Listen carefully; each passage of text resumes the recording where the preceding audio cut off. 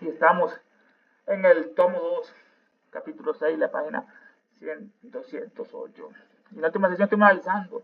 Nosotros creemos en su relato, pues un hombre que está a punto de morir rara vez se detiene a inventar historias sin sentido.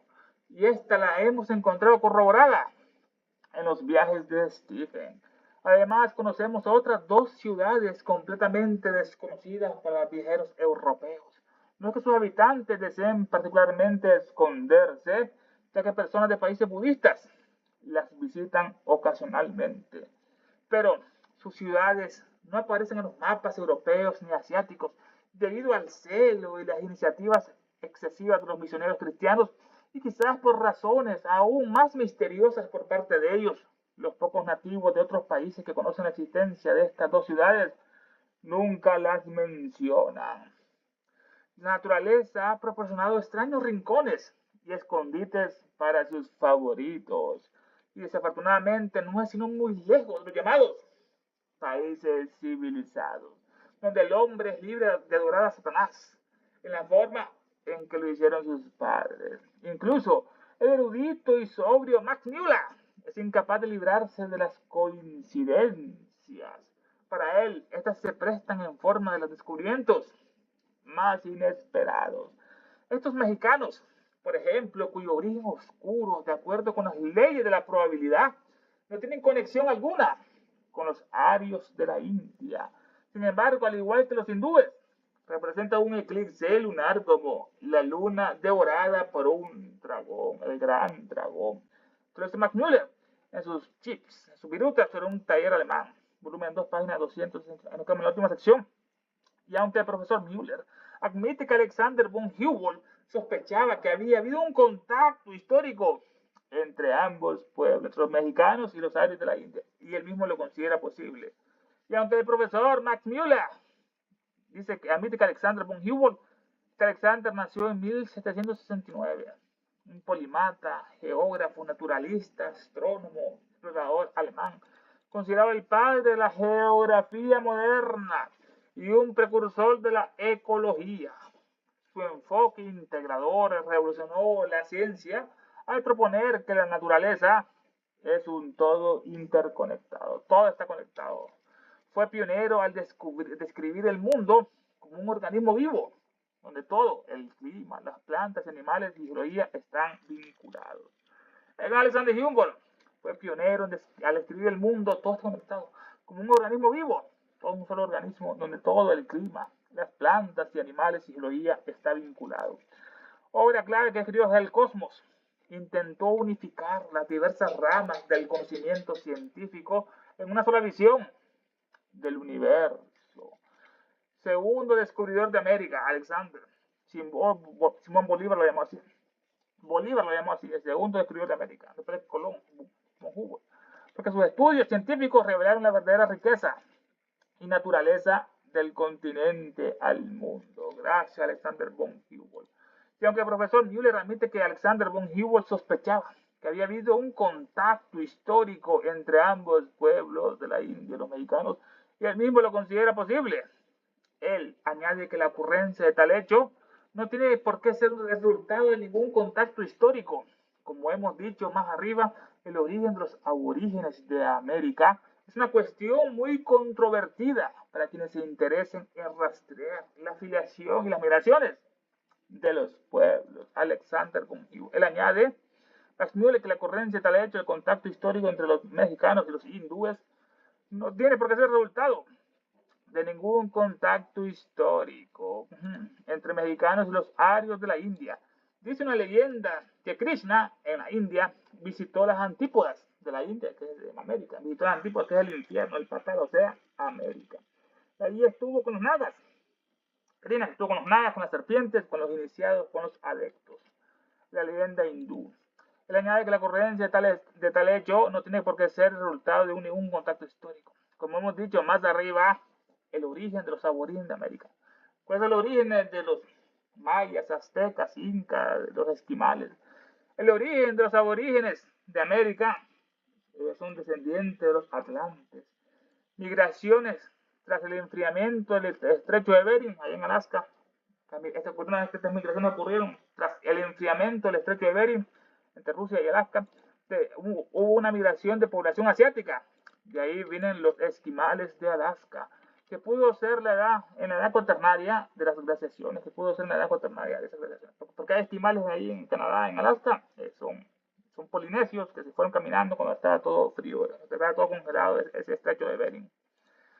Dice, no tiene por qué ser un resultado de un contacto histórico, como hemos dicho más arriba. El origen de los aborígenes de América es una cuestión muy controvertida, que es un objeto de discusión y da lugar a opiniones contrapuestas, objeto de discusión controvertida y vehemente, que tiene una fuerza impetuosa, se manifiesta con ímpetu, viveza o pasión.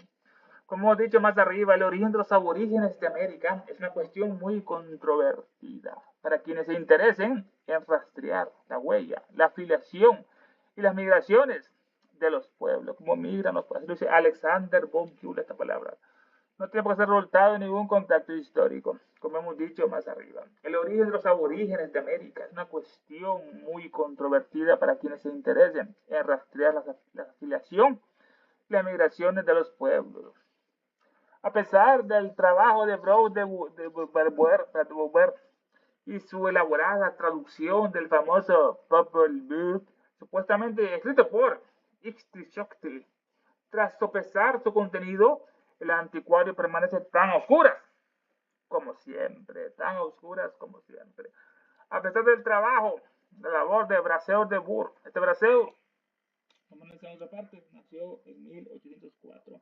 Era un sacerdote, historiador y arqueólogo francés, considerado uno de los pioneros más importantes y controvertidos de la mística y los estudios mesoamericanos del siglo XIX. Contribuciones fundamentales. Su labor principal consistió en el rescate y la difusión de documentos claves que habían estado perdidos o ignorados durante siglos. Traducción del Popol Vuh. Publicó él en 1861 la primera traducción completa al francés del Popol Vuh, el libro sagrado de los mayas quichés, basándose en un manuscrito encontrado en Guatemala. Redescubrimiento de Landa.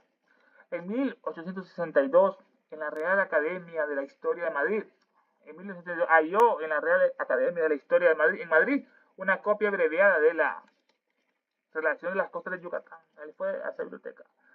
En 1862, halló en la Real Academia de la Historia en Madrid una copia abreviada de las Relaciones de las Costas de Yucatán, México, de Fray Diego de Landa.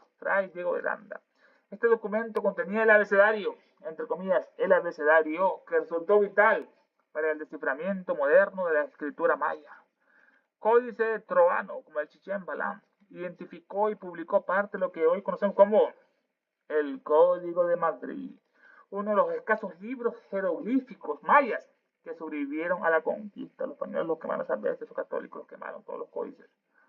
Uno de los pocos escasos libros jeroglíficos mayas que sobrevivieron a la conquista. Controversia. La Atlántida, el continente hundido.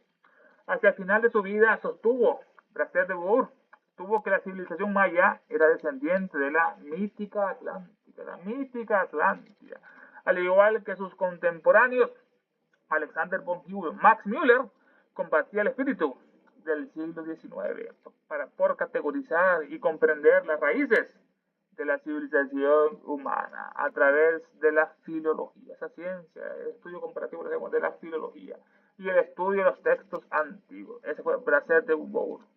Y a pesar del trabajo de Brasseur de Bourg, considerado uno de los pioneros en el estudio de la arqueología y la etnología. Este fue un pionero en el estudio de la arqueología y la etnología.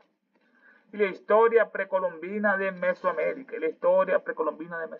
A pesar del trabajo de Brasseur de Bourg y su elaborada traducción del famoso Popol Vuh, el Popol Vuh son los libros sagrados de los guatemaltecos, manuscrito quiché, descubierto por Brasseur de Bourg. Es la Biblia de los mayas. Ahí se relata las tentativas para crear al hombre, los fracasos de la naturaleza, el diluvio, los hombres de barro que se derretían con el agua, los hombres de madera que se quemaban y los hombres del maíz. Estas son las raíces anteriores, la raza polar, la hiperbórea, la lemúrica, la raza atlántica. Y a pesar del trabajo de Brasseur de Bourg y su elaborada traducción del famoso Popol Vuh, Ahí se narra el origen del mundo, las aventuras de los dioses y la historia del pueblo quiché maya, la creación del mundo y del hombre. Los dioses creadores deciden poblar la tierra para que alguien los adore. Se sentían solos, pues. Estaban solos castigados en este planeta, eso te han dicho antes. Los dioses creadores deciden poblar la tierra para que alguien los adore. Intentos fallidos. Primero crean a los animales, que ellos no hablan, los animales. Luego hombres de lodo, que se deshacen. Y hombres de madera, que no tienen alma ni memoria. Y estos últimos son destruidos por el diluvio, como los atlantes, no tienen alma ni memoria. Y sus sobrevivientes se convirtieron en los monos, el éxito. Finalmente, tras la derrota de los seres soberbios, los gigantes, tras la derrota de los seres soberbios, los dioses crean al hombre definitivo usando el maíz, blanco y amarillo, logrando seres con inteligencia y capacidad de gratitud. A pesar del trabajo de Bracer de Burro y su elaborada traducción del famoso Popol Vuh, supuestamente escrito por Ixtichótl, Ixtichótl nació en 1578. Fernando de Alba fue el autor de obras fundamentales sobre el México central, específicamente sobre el imperio Aculcua, el Texcoco y los chichimecas. Noble mestizo era él, descendiente directo de los reyes texcocos. Sus obras más famosas son La relación histórica de la nación tolteca. Tolteca no es tolteca, es tolteca. Historia de la nación chichimeca. El Popol Vuh de México. Este es el título del Popol Vuh de México. A él se le asocia con el Popol Vuh de manera indirecta, a Ixtichótl, porque sus escritos cumplen una función similar para los pueblos del Valle de México, que es la preservación, número uno, la preservación. Al igual que los autores del Popol Vuh, él escribió para que no se perdiera la memoria de sus antepasados tras la conquista. La cosmovisión. En sus textos narra la creación del mundo según los náhuatl, las 4 edades o los 4 soles y las migraciones de los pueblos. Temas que resuenan con la estructura del libro maya, el Popol Vuh. A pesar del trabajo de Bracer de Burro y su elaborada traducción del famoso Popol Vuh, supuestamente escrito por Ixtichótl, tras sopesar su contenido, el anticuario Bracer de Burro permanece tan oscuras como siempre. Tan oscuras como siempre este Bracer de Burro en este caso. Bracer de Burro. Nosotros, aquí entre Elena, hemos leído el Popol Vuh en su tradición original, así como la reseña del mismo realizada por Max Müller, el filólogo alemán. Y en el primero encontramos una luz que brilla con tal brillantez que no es de extrañar que los científicos escépticos, aunque pragmáticos, se vean cegados por ella, dice Elena Upasica en este caso. Nosotros hemos leído el Popol Vuh, libro sagrado de los guatemaltecos, es la Biblia de los mayas, aunque es miles de veces más pura y noble que las tonterías de los judíos, de sus diabólicas escrituras donde adoran al demonio Jehová. Esta es una Biblia mejor que esa estupidez que de los judíos. En la Biblia de los mayas, el Popol Vuh es miles de veces más pura y noble que las tonterías de los judíos, de sus diabólicas escrituras. Las diabólicas escrituras de los judíos donde adoran al demonio Jehová. Jehová es un demonio igual que Alá. Así, nosotros hemos leído el Popol Vuh de su traducción original, así como la reseña del mismo realizada por Max Müller. Esa reseña es un resumen, es un texto breve, expositivo, argumentativo, que describe y evalúa críticamente obras, libros, etc., ofreciendo un resumen de su contenido y una opinión fundamental sobre su calidad. Funciona como una guía para el público, combinando un análisis objetivo con la perspectiva personal del autor, una reseña. Así, nosotros hemos leído el Popol Vuh en su tradición original, así como la reseña del mismo realizada por Max Müller. Esta reseña publicada en sus chips, en sus virutas del taller alemán entre 1860 a 1870, 10 años tardó. Destaca la obra como un tesoro de la mitología maya, Max Müller, un tesoro, comparando su importancia cultural con los textos sagrados de Oriente. Él participó en esa traducción de los textos sagrados de Oriente, 50 volúmenes al inglés. Aunque malinterpretó ciertos aspectos, como la creación de las humanidades en 4 etapas. Esta reseña de Müller fue fundamental para introducir la literatura maya en el ámbito académico europeo del siglo XIX. Max Müller. Nosotros hemos leído el Popol Vuh en su traducción original, así como la reseña del mismo realizada por Max Müller, el gran filólogo orientalista alemán que nació en 1823, considerado uno de los fundadores de los estudios académicos de la indología.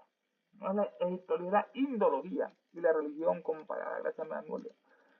Este fue uno de los fundadores de los estudios académicos de la indología, del hindú, de Krishna, de Rama, Vishnu, Shiva. Nosotros hemos leído el Popol Vuh en su traducción original, así como la reseña del mismo publicada por Max Müller. En el primero, en el original, encontramos una luz que brilla con tal brillantez que no es de extrañar que los científicos escépticos, aunque pragmáticos, se vean cegados por esa luz, por esa luz, por esa. Y en el primero, en el Popol Vuh, encontramos una luz que brilla, más brillante que el sol, más puro que la nieve, más sutil que el éter. Ese eres tú. Y el primero hemos encontrado una luz que brilla con tal brillantez. Esa es la traducción. Y del primero encontramos que brilla una luz tan resplandeciente. De la primera brota una luz de tan refulgente brillo. Otra traducción, de tan refulgente brillo. Que no es de extrañar que los científicos escépticos, aunque pragmáticos, se vean cegados por ella. Pragmáticos que tienen preferencia por lo práctico o lo útil. Sean cegados por esa luz, por esa refulgente luz del Popol Vuh. Nosotros hemos leído el Popol Vuh en su traducción original, así como la reseña del mismo realizada por Max Müller. Y en el primero encontramos una luz que brilla con tal brillantez que no es de extrañar que los científicos escépticos, materialistas, aunque pragmáticos, se vean cegados por ella. Pero en la medida en que se puede juzgar a un autor por sus escritos, el profesor Max Müller no es un escéptico injusto y además muy pocas cosas importantes escapan a su atención. Max Müller. Pero en la medida en que se puede juzgar a un autor por sus escritos, el profesor Max Müller no es un escéptico injusto. Escéptico, una persona que duda, desconfía de la verdad de las cosas o cuestiona las creencias aceptadas, adoptando una postura crítica y analítica, en lugar de aceptar afirmaciones sin evidencia. Pero en la medida en que se puede juzgar a un autor por sus escritos, el profesor Max Müller no es un escéptico injusto y además muy pocas cosas importantes escapan a su atención. Max Müller. ¿Cómo es posible entonces que un hombre de tan inmensa y rara erudición y acostumbrado como está a abarcar con un solo vistazo de águila las tradiciones, las costumbres religiosas y supersticiones de un pueblo, detectando la más mínima similitud y captando los más mínimos detalles, no le diera ninguna importancia o tal vez ni siquiera sospechara lo que la humilde autora, Elena, de este presente volumen, que no tiene formación científica ni erudición en ninguna medida, percibió a primera vista, aprendió a primera vista? ¿Cómo es posible entonces que un hombre de tan inmensa y rara erudición, esa erudición es el conocimiento amplio, profundo y preciso sobre una o varias materias, especialmente en humanidades, artes o ciencias, adquirido a través del estudio intenso y la lectura? ¿Cómo es posible que entonces un hombre de tan inmensa y rara erudición, acostumbrado como está a abarcar de un solo vistazo de águila las tradiciones, costumbres religiosas y supersticiones de un pueblo? Tiene mirada de águila, una mirada panorámica. Hasta acostumbrado como está Max Müller, como está acostumbrado como está a abarcar de un solo vistazo de águila o con su visión panorámica, están acostumbrados a descubrir con su mirada de águila las costumbres, leyendas y supersticiones de los pueblos. Esta traducción está allá en el PDF. Y están acostumbrados a describir con su mirada de águila las costumbres, leyendas y supersticiones de los pueblos. Esta traducción.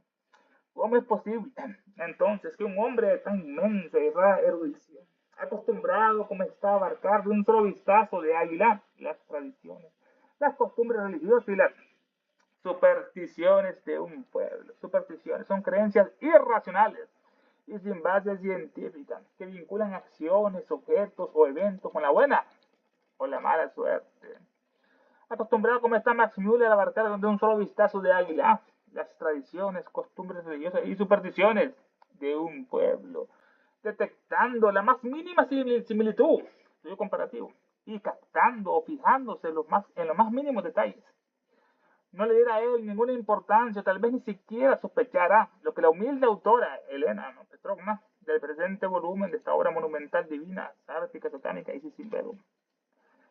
En esa época Elena escribió esta obra sin computadora, sin inteligencia artificial. Es una obra realmente divina, ¿no? Como la Biblia o el Corán.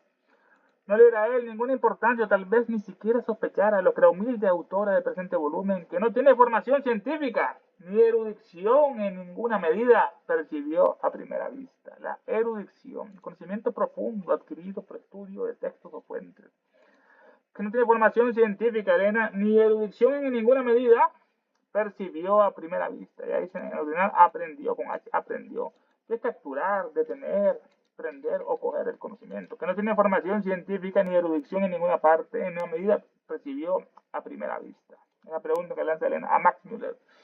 ¿Cómo es posible entonces que un hombre de tan inmensa y rara erudición, acostumbrado como está a abarcar de un solo vistazo de águila las tradiciones, costumbres religiosas y supersticiones de un pueblo, detectando la más mínima similitud y captando los más mínimos detalles, no le diera ninguna importancia o tal vez ni siquiera sospechaba lo que la humilde autora de este presente volumen, Isis, que no tiene formación científica ni erudición en ninguna medida, percibió a primera vista?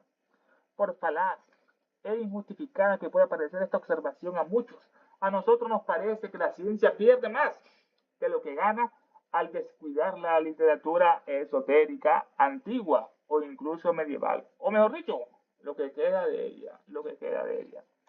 Por falaz, injustificada, falaz, que es embustero falso, mentira.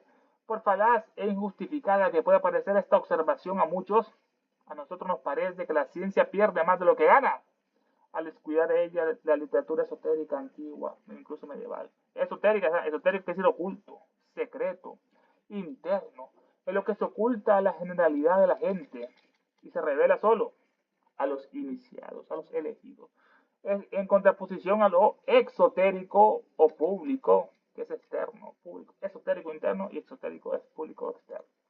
Por falacia injustificada que pueda parecer esta observación a muchos, esto que no está criticando Max Müller, que no tiene ninguna erudición científica, percibió primero por falaz e injustificado que pueda parecer esta observación a muchos, en este caso a lo que percibió Pasica, a nosotros nos parece que la ciencia, esa ciencia materialista, esos científicos escépticos, a nosotros nos parece que la ciencia pierde más de lo que gana. Ella, al descuida la literatura esotérica, antigua e incluso medieval en este caso, medieval. O mejor dicho, lo que queda de ella. Todo ha sido destruido, lo que queda de ella por la Inquisición, por esa bestia católica. Para quien se dedica a este tipo de estudios esotéricos, muchas coincidencias se transforman en el resultado natural de causas antecedentes demostrables. Nosotros pensamos, creemos que podemos ver cómo es que el Max Müller, el profesor, confiesa lo siguiente, confiesa que de vez en cuando uno imagina que ve ciertos periodos y puntos de referencia, pero en la siguiente página todo vuelve a ser un caos. Esto dice Max Müller sobre Popol Vuh en la página 327. Para quien se dedica a este tipo de estudios esotéricos, que son lo mejor que hay, para quien se dedica a este tipo de estudios esotéricos, no arqueológicos, como dice el PDF, hay una fe de rata allá en el PDF de Clementer. Para quien se dedica a este tipo de estudios, muchas coincidencias se transforman en el resultado natural de causas antecedentes demostrables. Hay una cadena en todas partes de la cadena. Para quien se dedica a este tipo de estudios, muchas coincidencias se transforman en el resultado natural, como una ecuación, resultado natural de causas antecedentes demostrables. Estas causas no es casual, sino causalidad, son causalidades. Para quien se dedica a este tipo de estudios, muchas coincidencias se transforman en el resultado natural de causas antecedentes demostrables. Hay evidencia. Nosotros pensamos, creemos que podemos ver cómo es que el profesor Max Müller confiesa lo siguiente sobre Popol Vuh, ¿no? Elena dice, nosotros pensamos, creemos que podemos ver cómo es que el profesor Max Müller confiesa lo siguiente sobre Popol Vuh. De vez en cuando uno imagina que ve ciertos periodos viendo Popol Vuh, ¿no? De vez en cuando uno imagina que ver ciertos periodos y puntos de referencia, landmarks. Pero en la siguiente página todo vuelve a ser un caos, un desorden, una confusión. Dice Max Müller en su obra Popol Vuh, página 327. Müller se refiere a la dificultad de encontrar una cronología clara en el Popol Vuh. El libro mezcla mitos cosmogónicos, como la creación del mundo, cosmogónico, la creación del mundo, la creación del ser humano, de maíz, también habla de las hazañas de los héroes gemelos, los héroes gemelos, y habla de genealogías y linajes históricos cliché, de los mayas cliché en este caso. Mayas cliché en este caso. Cliché. Dice, no será posible que este caos se vea intensificado por el hecho de que la mayoría de los científicos, al centrar toda su atención en la historia, pasan por alto aquello que consideran vago, contradictorio, milagroso y absurdo, entre comillas. Todo sobre un caos, dice. De vez en cuando uno imagina que debe ciertos periodos y puntos de referencia, pero en la página siguiente de Popol Vuh todo vuelve a ser un caos. Aquí Elena dice, no será posible que este caos se vea intensificado por el hecho de que la mayoría de esos científicos, al centrar toda su atención en la historia, pasan por alto aquello que consideran vago, contradictorio, milagroso o absurdo. No será posible, dice, ojalá no sea apenas posible que este caos no será posible que este caos se vea intensificado, aumenta, por el hecho de que la mayoría de esos científicos materialistas, al centrar toda su atención en la historia, pasan por alto aquello que consideran ellos vago, contradictorio, milagroso o absurdo. Vago es impreciso, confuso o indeterminado. Contradictorio, milagroso o absurdo. No será posible que este caos se vea intensificado por el hecho que la mayoría de los científicos, al centrar toda su atención en la historia, pasan por alto aquello que consideran vago, contradictorio, milagroso o absurdo. A pesar de la sensación de que existía una base de concepciones nobles que ha sido cubierta y distorsionada por un crecimiento posterior de tonterías fantásticas. El profesor Max Müller no puede evitar comparar estos disparates del Popol Vuh con los cuentos de las 1001 noches, las noches árabes. Lejos de nosotros, Elena, está la ridícula pretensión de criticar a un científico tan digno de admiración por su erudición como Max Müller.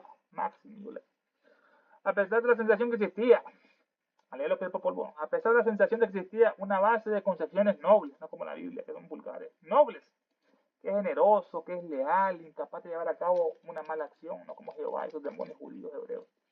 A pesar de la sensación de que existía una base de concepciones nobles que ha sido cubierta, las concepciones nobles del Popol Vuh, y distorsionada por un crecimiento posterior de tonterías fantásticas, dice Max Müller. A pesar de la sensación de que existía una base de concepciones nobles en el Popol Vuh, concepciones nobles que había sido cubierta como un pastel y distorsionada, que es una alteración, una deformación o cambio no deseado en la forma, sonido, imagen o interpretación de una señal. A pesar de la sensación de que existía en el Popol Vuh una base de concepciones nobles que ha sido cubierta y distorsionada por un crecimiento posterior, una secuela de tonterías fantásticas, de sin sentido fantástico. Tonterías, sin sentido fantástico. Fantástico que es quimérico, fingido, que no tiene realidad y consiste solo en la imaginación, lo fantástico. Describe algo irreal, imaginario o producto de la fantasía. La fantasía. Esta es la traducción sobre esto. Se tiene Popol Vuh un sedimento de conceptos elevados bajo la superposición de quimeras sin sentido. Bueno, esta es una mala traducción, ¿no? Había en el Popol Vuh un sedimento de conceptos elevados, nobles, ¿no? Bajo la superposición de quimeras sin sentido. A pesar de la sensación de que existía una base de concepciones nobles que ha sido cubierta y distorsionada por un crecimiento posterior de tonterías fantásticas, el profesor Max Müller no puede evitar comparar estos disparates con los cuentos de las 1001 noches, las noches árabes. El profesor Max Müller no puede evitar comparar estos disparates. Disparate es la acción o dicho contrario a la razón, dicho o hecho que se carece de sentido, lógica o razón, es absurdo o un desatino. El profesor Max Müller no puede evitar comparar estos disparates sin sentido con los cuentos de las 1001 noches. Su traducción original son las noches árabes, Arabian Night. Las 1001 noches son famosa recopilación medieval de cuentos populares de Oriente Medio que narran las historias fascinantes de Aladino, de la lámpara, el genio, Ali Baba y los 40 ladrones, Ábrete Sésamo y Simbad, el marino y tantas otras más. El profesor Müller no puede evitar comparar estos disparates con los cuentos de las 1001 noches. Lejos, aquí entra Elena, lejos de nosotros está la ridícula pretensión de criticar a un científico tan digno de admiración por su erudición como Max Müller, por su saber. Pero no podemos evitar decir que incluso entre las fantásticas tonterías de las entretenidas 1001 noches, cualquier cosa sería digna de atención si contribuyera a ayudar al desarrollo de alguna verdad histórica o la evolución de alguna verdad histórica. Pero no podemos evitar decir que incluso entre las fantásticas tonterías sin sentido de las entretenidas 1001 noches, cualquier cosa sería digna de atención si contribuyera a ayudar al desarrollo de alguna verdad histórica. La traducción dice lo siguiente: cualquier cosa sería digna de atención si ayudara a revelar una verdad histórica. Revelar, levantar el velo. Cualquier cosa sería digna de atención si ayudara a revelar una verdad histórica, las 1001 noches. Pero no podemos evitar decir que incluso entre las fantásticas tonterías de las entretenidas, las 1001 noches, cualquier cosa sería digna de atención si contribuyera a ayudar al desarrollo de alguna verdad histórica. La Odisea de Homero supera en fantásticas tonterías a todos los relatos de las 1001 noches juntos, y a pesar de ello, ahora se ha demostrado que muchos de sus mitos son algo más que la creación de la fantasía del antiguo poeta de Homero. Vamos a comparar la Odisea con las 1001 noches. La Odisea es un poema épico compuesto por 24 cantos que narra el viaje de Odiseo, el rey de Ítaca, de regreso a su hogar, a ver a su Penélope, a su Telemaco, tras la guerra de Troya. Que narra el viaje de Odiseo, rey de Ítaca, de regreso a su hogar, tras la guerra de Troya, que duró 10 años, y tardó 10 años en viajar, que dijo que aunque los dioses se opusieran, él iba a ir a ver a su mujer. Y así Poseidón se enojó, le mandó tormenta. Y después le quitó el ojo a su hijo Polifemo, y él dio su nombre Nadie. ¿Quién hizo esto? Nadie. ¿Y por qué grita si no fue nadie? Nadie. El nombre era Odiseo. Al final, ¿cuál es tu nombre? Le dice, se va. Soy Odiseo, le dice. Y él ya, pues nunca queda el nombre. Y él maldice a Odiseo, le dice a su padre que lo venga en esa casa a Polifemo, a Poseidón, que era el padre de Polifemo. La Odisea de Homero supera en fantásticas tonterías a todos los relatos de las 1001 noches juntos, combinados, y a pesar de ello, ahora se ha demostrado que muchos de sus mitos, la Odisea, son algo más que la creación de la fantasía del antiguo poeta, del viejo poeta Homero en este caso. La Odisea, tremenda obra, y la Ilíada. La Odisea de Homero supera en fantásticas tonterías a todos los relatos de las 1001 noches juntos combinados, y a pesar de ello, ahora se ha demostrado que muchos de sus mitos son algo más que la creación de la fantasía del antiguo poeta. Los lestringones que devoraron a los compañeros de Ulises, los comieron. Se remontan a la enorme raza caníbal, que según se dice, en los primitivos días habitaba en las cuevas de Noruega. La raza caníbal, los lestringones. La raza caníbal, dicen aquí un pie de página, una nota. ¿Por qué no puede ser una alusión a los sacrificios humanos que se practicaban en el culto antiguo, que se oraban los caníbales, no se oraban a los amigos de Odiseo? No dice Elena. Porque esto no puede ser una alusión a los sacrificios humanos que se practicaban en el culto antiguo. Si había sacrificios humanos que ya se habían degenerado, pero en los verdaderos cultos, estos antiguos, no había sacrificio. Había que sacrificarse por los demás. Uno de sacrificios internos para los demás. Es el verdadero sacrificio, que es el oficio sagrado. Sacro es sagrado, oficio, el oficio sagrado, el verdadero sacerdote. Los lestringones son una raza mítica de gigantes antropófagos, caníbales, antropófagos caníbales, comían gente, que aparece en el libro 10 de la Odisea de Homero. Libro 10. Su encuentro representa una de las mayores tragedias para Odiseo, ya que allí pierde la gran mayoría de sus compañeros. Tras abandonar la isla de Olo, los vientos de Olo, no yo del viento, tras abandonar la isla de Olo, la flota de Odiseo llega a Telepilos. La flota de Odiseo llega a Telepilos de Lamos, la tierra de los lestringones. 11 de los 12 barcos atracan en un puerto estrecho rodeado de acantilados. Era un fiordo noruego. 11 de los 12 barcos atracan en un puerto estrecho rodeado de acantilados. Ese fue su error. Odiseo, cauteloso, prudente, escuchaba a la diosa Atenea, que era su favorito. Odiseo, cauteloso, amarra su propia nave fuera del puerto, no en el fiordo, sino fuera del puerto. La masacre. Miles de gigantes acuden a los acantilados. Vayan ahí a esos acantilados, entonces Odiseo manda a 3 exploradores. Ya se encuentra con la hija de un rey allá, y lo llevó a la corte y se dio cuenta que eran gigantes.